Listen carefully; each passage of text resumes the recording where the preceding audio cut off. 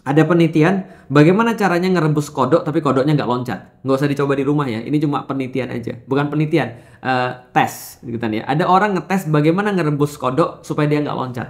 Lah kalau kita rebus dulu airnya sampai panas, lalu kemudian kita lemparin kodok, kodoknya pasti lari. Kodoknya pasti loncat. Kenapa? Karena dia tahu itu adalah air yang panas. Tapi ternyata caranya adalah menurut orang-orang ini, ya ini para motivator bilang ya, bagaimana ngerebus kodok tapi dia nggak loncat? Buat dia terbiasa. Buat dia seolah-olah nggak menyadari bahwa ada perubahan besar. Bahwasanya perubahannya dikit-dikit aja. Nah, itu namanya istidroj.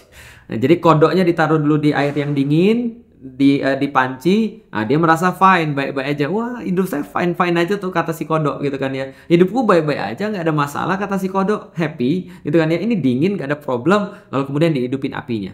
Maka airnya memanas sedikit demi sedikit dan dia masih merasa fine. Aku nggak ada masalah lah karena perubahannya nggak drastis. Ini namanya istidroj, bertambah-tambah, berderajat-derajat. Nah, itu istidroj. Nah, setelah kemudian kodok ini kemudian ternyata tanpa dia merasa sudah mendidih airnya dan dia sudah mati.